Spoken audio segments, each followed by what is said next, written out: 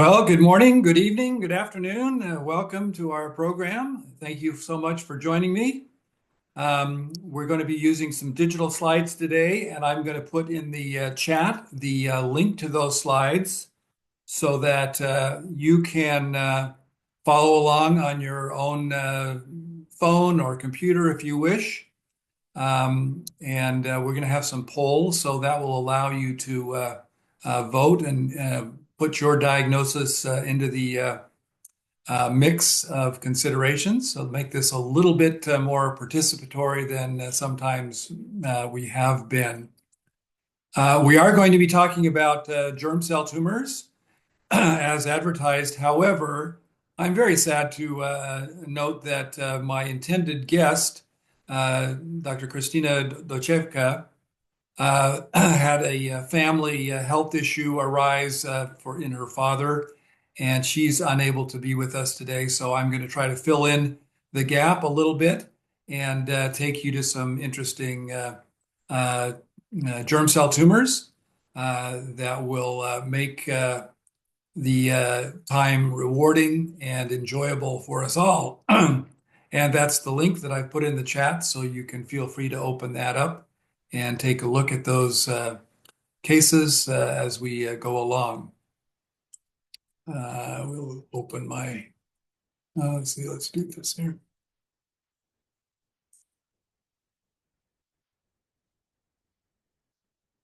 All right, so you should be seeing my screen here. I'm going to expand the window here a little bit, fill up a little bit more of the field. This first case is a 25-year-old man who has noted an enlargement in one testicle. And that was ultrasounded, and you can see here we've got about a 2.5, 3 centimeter mass, which, as you can see at low power, is quite nicely demarcated. It has areas of sort of slightly more purple discoloration, maybe a little bit of a nested pattern, and areas of some blue background or on the margins here. So probably even at low magnification, you have an idea based on the age and the location. And this histologic appearance at low magnification with the interspersed bluish areas and a sharp demarcation that this is going to be a particular type of tumor. But let's go in at on higher magnification and look first at the surrounding seminiferous tubules, as that's also sometimes helpful to see, does he have normal spermatogenesis, or is there something going on here as well? So as we come into higher magnification, I think you can appreciate that, we're not seeing really much in the way of spermatogenesis here. We see a few possible spermatids here, a few of these smaller nuclei, but mostly it looks as though we have a fairly dominant population of large germ cell type things that would put us in the category to think about intratubular germ cell neoplasia. And were we to do a PLAP stain, we'd probably see these highlight quite sharply. It's not a complete loss of spermatogenesis, as I've noted. You can see a little bit maybe here of a few precursor spermatids and spermatogonia here.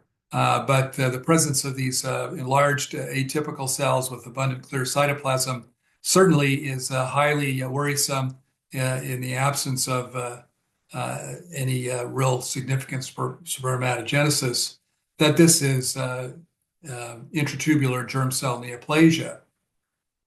Now, of course, that doesn't make our diagnosis, because that can be seen either in isolation or in association with several different germ cell tumors, but certainly most commonly with this one in particular. So looking here at this tumor, we see that there is sort of wispy, pale cytoplasm. And looking at these cells, you see that the nuclei are relatively homogeneous, not a high degree of pleomorphism, or variation in size and shape.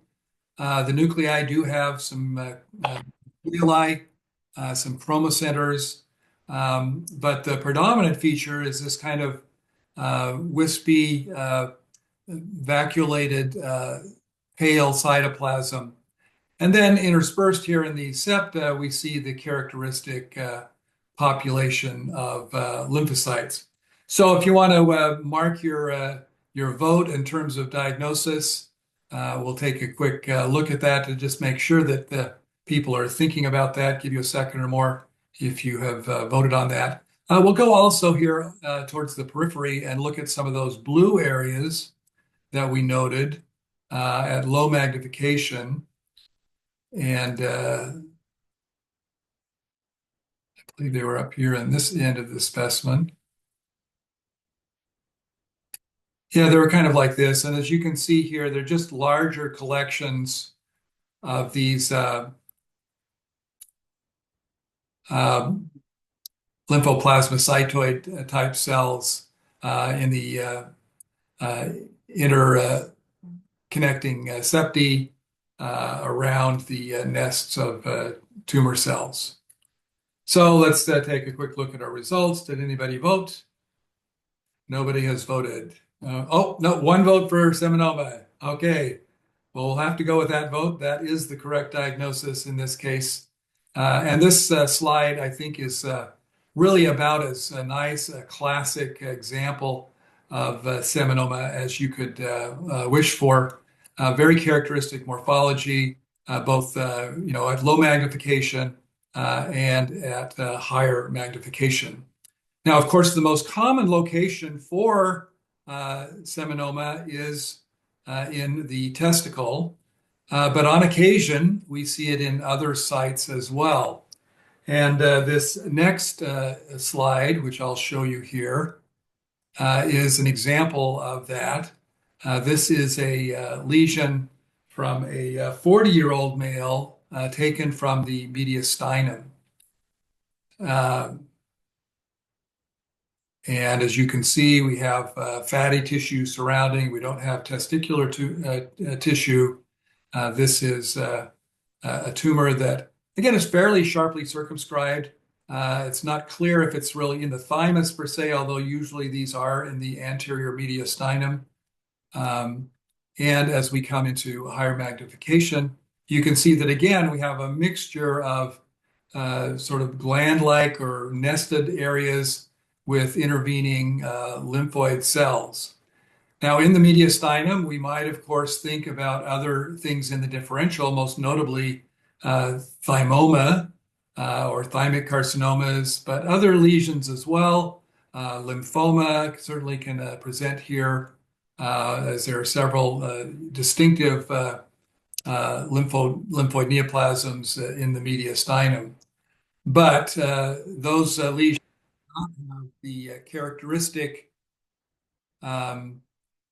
neoplastic cells that we're seeing here, which are small nests and clusters of cells with pretty large nuclei, again, relatively homogeneous, but maybe a little bit more pleomorphic than we saw in the prior slide. Again, some prominent nucleoli in some of these cells. And that allows us to catch a bit of suspicion that this might be either a carcinoma or a germ cell neoplasm.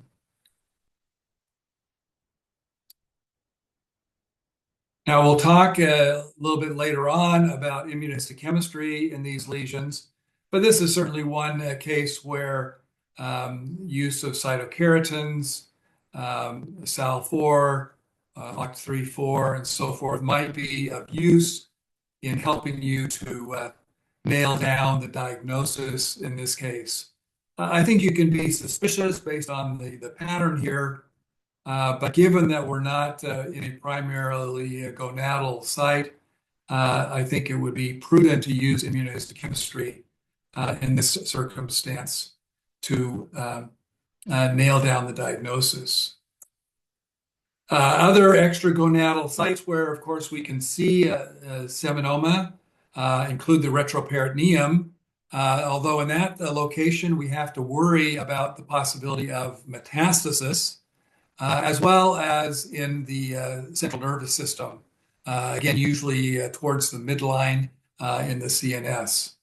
So in the appropriate age group, keep your awareness up high, sensitivity up high for this kind of a diagnosis, given the morphology that we've kind of seen here of a fairly high-grade appearing neoplasm that tends to cluster, but may generally lack or have very, very weak cytokeratins. Let's take a look at this lesion in another setting, and that is that when I first began in practice, this was a lesion that was often fatal, or certainly predisposed to a number of complications. And over the course of time, treatment has evolved and become much more effective. But we still occasionally run into instances where people have residual masses post-treatment. And this is actually a nice example of treatment effect. As you can see here, a lot of hemosiderin, some cholesterol clefts, and histiocytes here in this area here. Obviously, not a viable tumor, remaining just sort of these foamy histiocytes. Which in some circumstances might be a little bit difficult to distinguish from residual seminoma. But we have other areas over here where I think you can see and appreciate we have the more characteristic morphology of kind of wispy, slightly clear cytoplasm, relatively homogeneous nuclei, and I apologize, this is not in great focus here, and a sort of nested pattern with maybe still some peripheral lymphoid cells. And then here, a little bit more of this, indicative of residual or recurrent seminoma following a variable number of rounds of therapy. And usually the therapies are based on some sort of a platinum-based drug like cisplatin or carboplatin or something of that sort.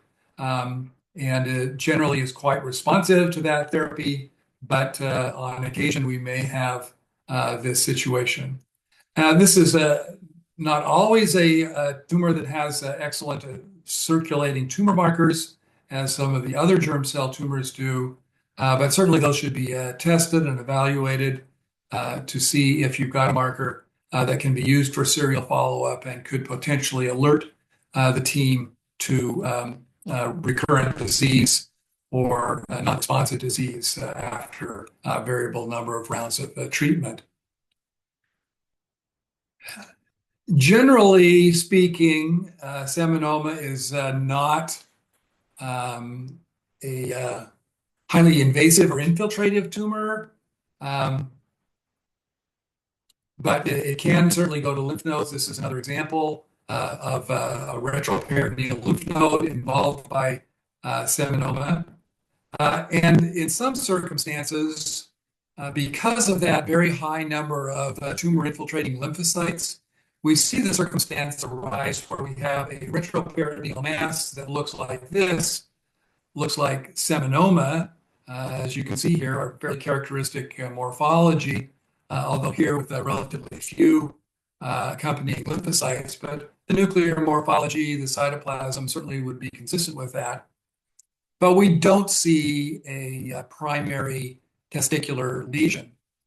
I can recall one instance early in my career where we had this kind of presentation, but on ultrasound there was a very small, about 3 to 5 millimeter nodule that was kind of hyaline and homogeneous within the testis. And the postulate is that this tumor has some degree of sensitivity to immunomodulation, and that those primary tumors may regress or involute, while some portion of the neoplasm has already escaped to distant sites where it will be less subject to that kind of immunomodulation, or it can escape, at least for a season, that kind of lymphocytic response. We still see some here in this case, but it's obvious that the tumor bulk is not involved by this kind of response in this situation. So those are a couple of the highlights about seminoma. I have one more case here that I think is quite instructive. And this is actually a esophageal biopsy, which, as we'll see here, well, I hope it's in better focus. There we go. Several fragments of tissue, some areas of necrosis. And again, this could be related to post-therapy kind of necrosis, but we have the blue cells here that sort of indicate we've got some viable cells along with the necrotic cells, and admixed with this group of cells are a few of these characteristic germ cell-like tumor cells. Now, in this circumstance, I don't think that this is a diagnosis I would make de novo on my next esophageal biopsy case with an ulcer in a young male or something of that sort. But either in the setting of a known mediastinal germ cell neoplasm, or in the setting of appropriate immunoreactivity or serum markers indicative of germ cell neoplasia, I think you could arrive at that diagnosis. But this just illustrates, I think, one of the pitfalls, and that is that if we're not alerted by the history in an organ like this, this is not going to be something we're going to think of. I mean, I might look at this and go, well, is this herpes? Is this squamous carcinoma? What is this, neoplasm that's here, or ulceration that's here, that's creating all of this ulcer and inflammatory debris? And I think that underscores our need to be proactive in communicating with the clinical team to make sure that we understand the context when we have something that's a bit odd like this. And I will admit I am, reluctant to get on the phone sometimes, but there are circumstances where we should pause and say, maybe we're not seeing the full story here. Maybe we need to know more about the clinical history. And this kind of a biopsy is, I think, that sort of a situation. Apologize again that that's not focusing up very well. I think my bandwidth is a little bit on the low side today. I can close down a few things might improve that.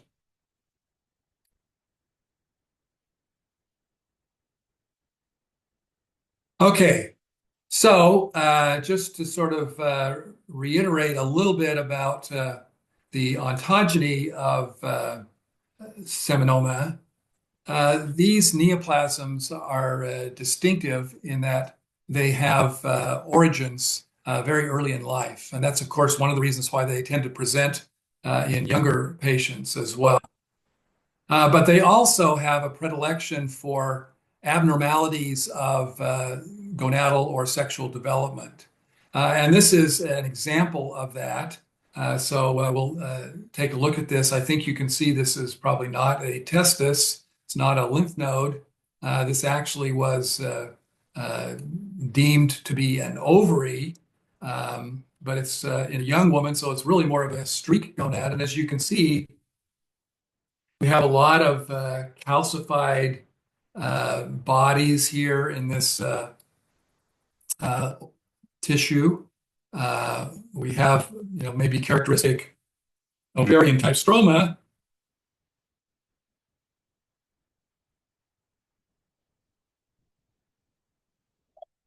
And you can see the calcifications here. They fragment on sectioning. We didn't recognize them in advance so that we could decalcify the tissue. Although sometimes what you can do that we have found successful, just as sort of a clue histologically here, is that you can actually take the tissue block. Once you've gotten a section like this and you're seeing all these things drop out because of calcification, you can actually take that paraffin block and soak the tissue in a decalcifying solution of either acetic acid or whatever decalcifying chelating agent you use for decalcification overnight or maybe even an extra day. And then section and stay in the tissue, and you may be able to get a good section that avoids this calcific fracturing and allow you to see a little bit more of that. However, what's going on here is not so much the matter of the calcification, but is the tissue that is here, where in the ovary we see, in association with these dystrophic calcific areas, a blue neoplasm that has many of the same features that we've been seeing in the testis and mediastinum and so forth.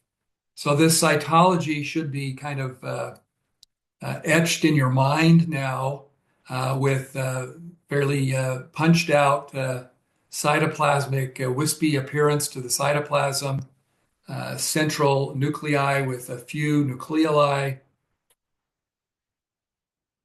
and this interspersed smaller cell population of lymphocytes. So it's come into focus here finally. Thank you for your patience. And I think you can see the same morphologic features that we saw before. So in this circumstance, I've given you a couple of considerations. Is this serous carcinoma? Well, she's pretty young. Is it dysgerminoma, which is obviously the female version of seminoma? Is it embryonal carcinoma? Is it sex cord tumor with annular tubules, which can also have those calcified things? Or is it a gonadoblastoma with dysgerminoma? And so we've had a minute or two to vote for results here. I see one vote for dysgerminoma. No votes here yet. Well, actually, it is the dysgerminoma is partly correct, but this is a dysgenetic ovary, which has this gonadoblastoma feature and has secondarily developed a dysgerminoma.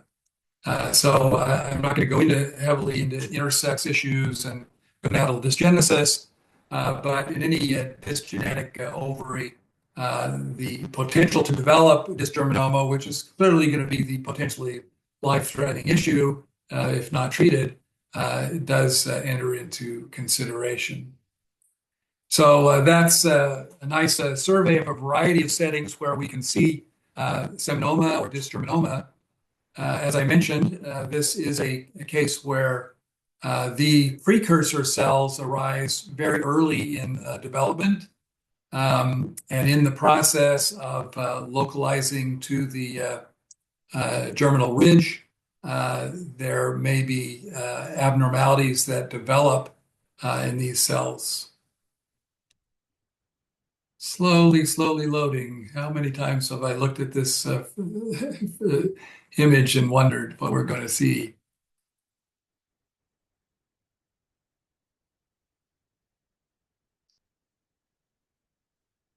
So normal germ cell development, primordial germ cells, gonocytes, pre-spermatogonium, spermatogonium, spermatocytes, and so forth, developing into spermatids.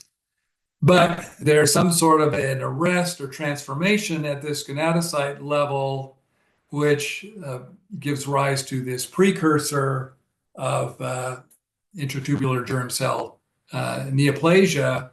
And from that, then you get a intratubular germ cell neoplasia, which then proliferates and based on the pattern of genes that get expressed, may develop into seminoma or into other germ cell neoplasms. So this kind of ontogeny gives us an understanding for why there can be quite a distinction between the seminoma and the non-seminomatous type of germ cell neoplasias, because there really are different types of genes that are being activated in this process. So, all right, well, let's go on and look at some of the other neoplasms that we might see in this setting. So here is another looks like we have a testis, and as we go into higher magnification, this is obviously a developing testis because as we look at these seminiferous tubules, we can see that these are not yet mature seminiferous tubules that are providing spermatogonia.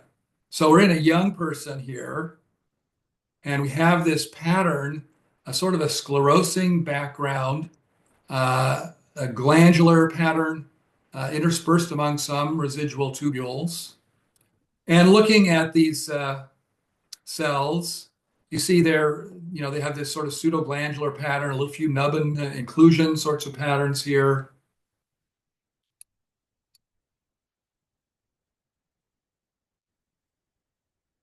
Any diagnoses coming to mind for this? Obviously, in a prepubescent male with a tumor showing fairly high-grade nuclei, but not very pleomorphic, but forming in a glandular or tubular pattern. What should we be thinking of here? Well, let's look a little further, and a few little clues may be highlighted here. You see some eosinophilic droplets in some of these cells. That's a clue. Some mitotic activity going on here. So fairly mitotically active.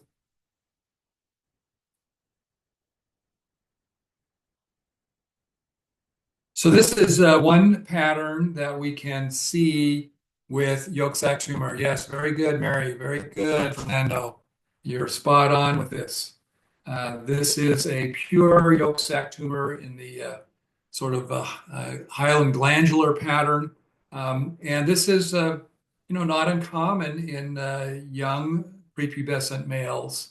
However, it's a pattern that can be seen at virtually any age group. And recently we've seen a few cases of yolk sac tumor of the ovary in actually quite elderly postmenopausal women as well.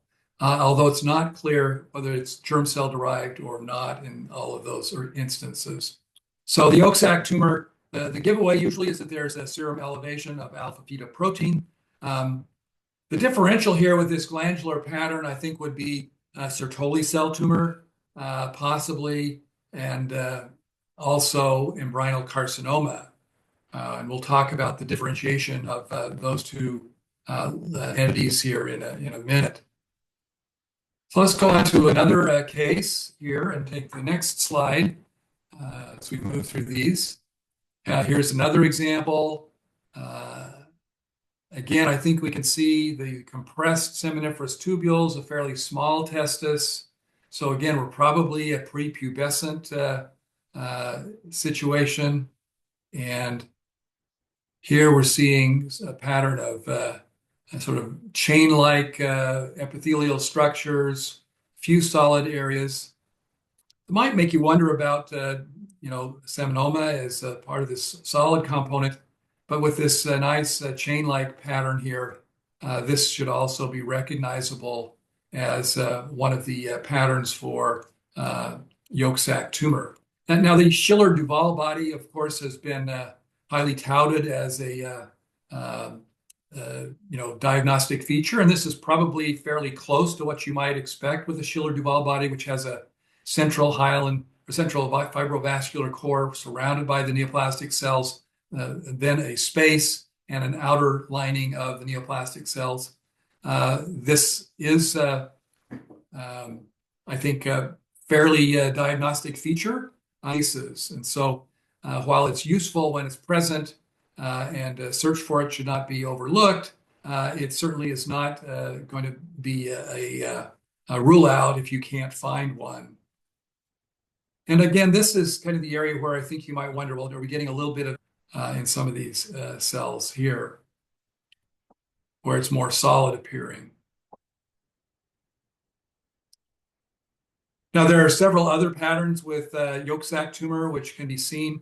One of the hardest, I don't have an example of that to show, is the polyvitelline duct, where you tend to get fairly large cystic spaces scattered amidst a myxoid stroma. and it can look almost fairly bland, like benign polycystic type structures. And the other variant that can be difficult at times is the hepatoid variant, where it's more solid, and you have almost hepatocyte-like cells that are seen. Here again, in this case, I think we have some pretty good eosinophilic or hyaline bodies in some of the cells here as well. You can see some of these eosinophilic round bodies here. Now, when you see this in the ovary, sometimes the differential includes clear cell carcinoma, though again, the age differentiation is fairly distinctive. Yolk sac tumor in the ovary, as we've mentioned, much more common in younger women. Clear cell carcinoma, much more common in older women. And usually there's a history of endometriosis or some associated lesion like that as well. So those are two sort of pure examples of yolk sac tumor with different morphologies. And of course, I've given you the link to these slides so you can come back.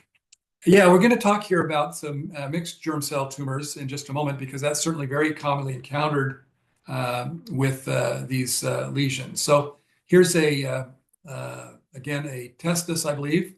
And here at low magnification, we see quite a polymorphous appearance. We've got areas of necrosis, a lot of blue tissue, and here's a few residual seminiferous tubules here over at the margin. Here's the rete, and it appears as though we've got extension beyond the testicular capsule out here into vessels. So here, the low power image tells us that this is an aggressive neoplasm that's trying to spread. It's got vascular invasion. It's got a high growth rate exceeding its ability to support or to live off of its vascular supply. So as we look at this neoplasm, here we're seeing very high-grade appearing neoplasm.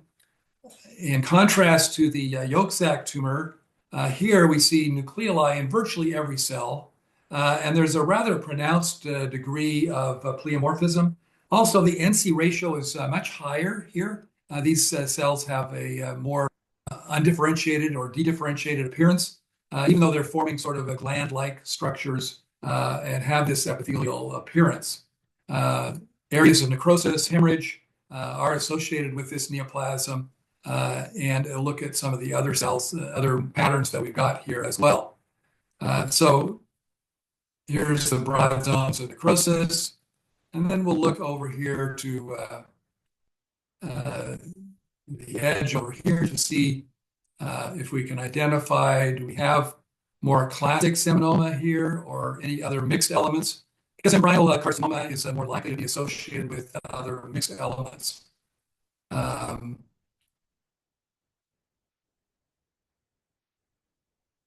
So I'm looking at this area here, which I think actually, rather than being an area of seminoma, is actually just an entrapped tubule with intratubular germ cell neoplasia.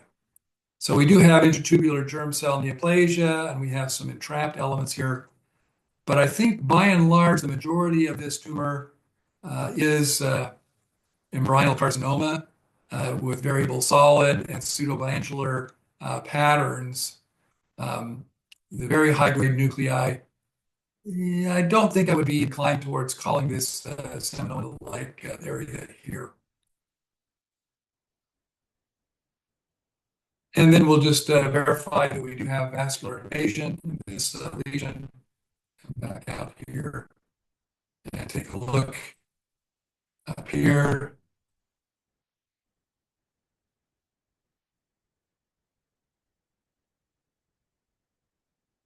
So obviously we can get pseudovascular invasion, and we see we've got vessels here with thick walls, but are these other spaces true lymphatic spaces? And it looks as though we do have a nice endothelial type surface along here.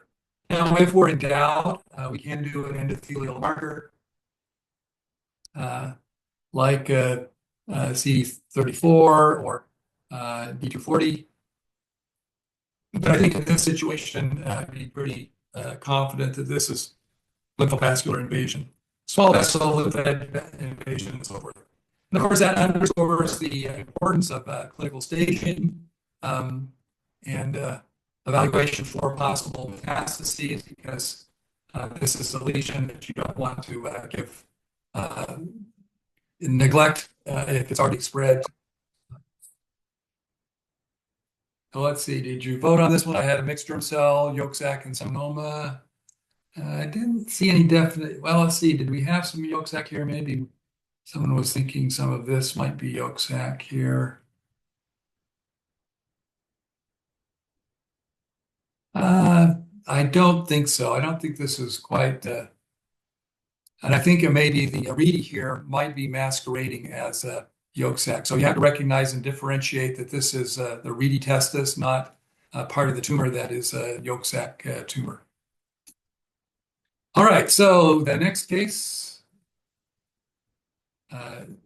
as I mentioned, the most common situation with mixed germ cell or with embryonal carcinoma is not the pure case, not the pure embryonal carcinoma, but actually a mixed tumor with other elements, most seen as well, which this case will hopefully highlight. And I have two slides of this case, which we'll sort of go through. So we can see that it's rather heteromorphous here. We've got some rich stromal areas. We've got some, large cystic spaces over here. And then we've got these more solid bluish areas here. So let's look here at this complex glandular portion here and see what this looks like first.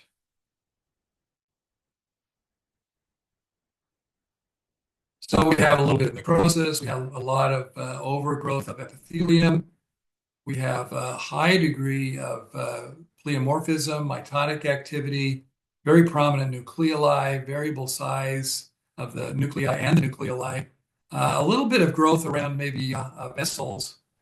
So sort of pseudo resembling yolk sac tumor in that sense. But I think more characteristically would be featured as embryonal carcinoma in that particular focus. However, we do have adjacent over here some more myxoid type tissue and a little bit more bland lining cells to some of these, which might be a component of yolk sac tumor.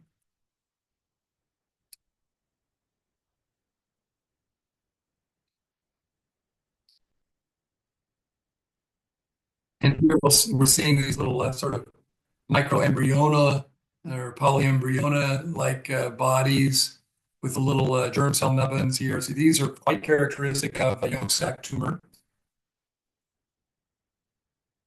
And here we see again sort of the germinal ridge and the cells associated with that. So this area of the tumor pretty clearly looks to be a yolk sac tumor. And one of the patterns that we can see with that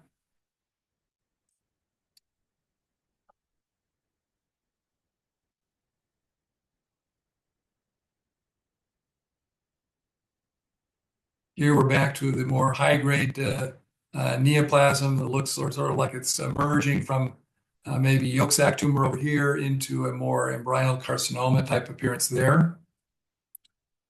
And then let's go to that last area that we highlighted on the far side of the slide.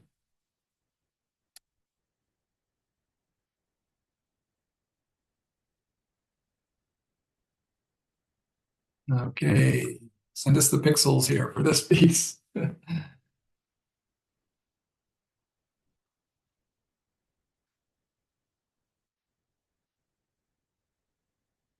Okay, there we go. Now it's starting to come into focus. So what are we seeing here?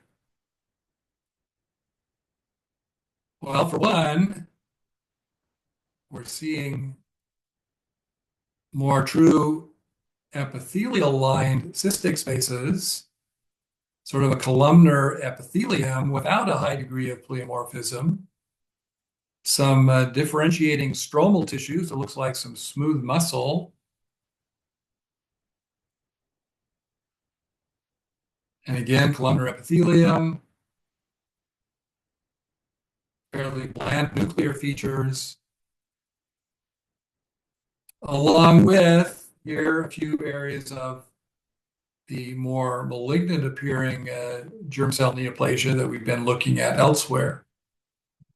So it's apparent here that this is a mixture of germ cell neoplasia, yolk sac, embryonal carcinoma, along with areas of teratoma.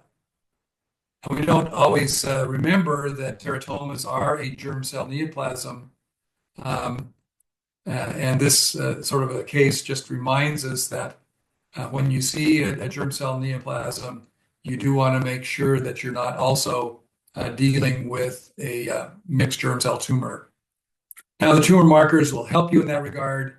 And of course, that's why we do the morphology to make sure that it's a mature teratoma without immature elements or mixed elements of germ cell neoplasia. We'll take one more look at this slide and this case. Here's another portion of that showing you again here on the right the more teratomatous elements. I think we had a little bit of cartilage in one of these, some maybe even some immature neural tissue. And then we're merged to the yolk sac elements and areas of necrosis.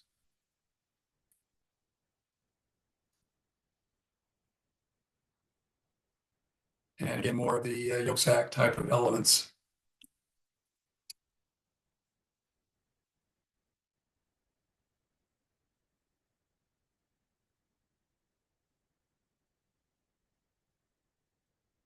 Well, we're here just at the top of the hour. Let me sort of wrap up with a little summation of kind of what I think is kind of the basic immunohistochemistry that we like to review with these cases. Actually, this is one additional case. This is a treated embryonal carcinoma, and I'll let you come back and review that on your own because I want to go on to spend a minute or two talking about the immunohistochemistry.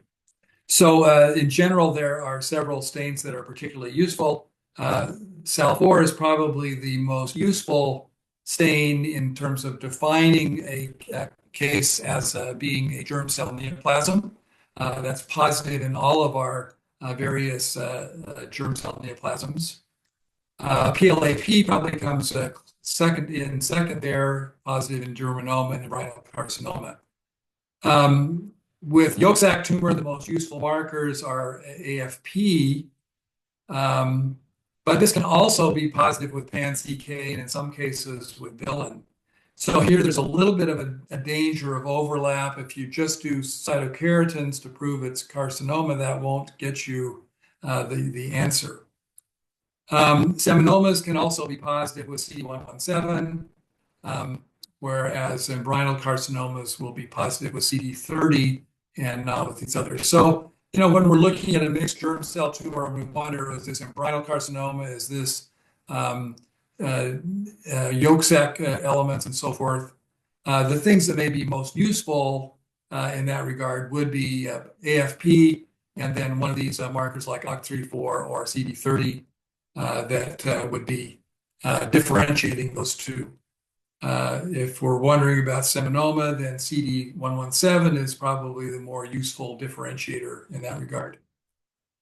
Now, I will point out here that in choriocarcinomas, which is becoming increasingly rare in our experience, although I know still in many of your practices probably you see this, AFP can be positive in a number of those cases, potentially creating a little overlap with yolk sac tumor in that regard. So we're kind of to the end of the hour here. If anybody has any questions you want to bring up, I'll be happy to try to deal with those. You can either speak up or write them in the chat, and we'll try to deal with those as we're able to.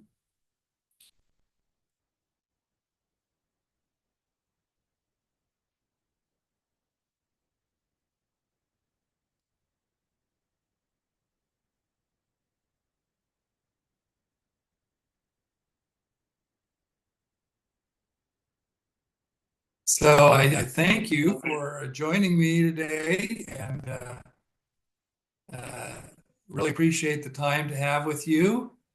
I know we haven't covered a lot of things, but I hope it's been useful to review a few of the principal features, morphology, and immunohistochemistry for these germ cell tumors. And we'll get another time back with Dr. 'Jan'25 when she can join us.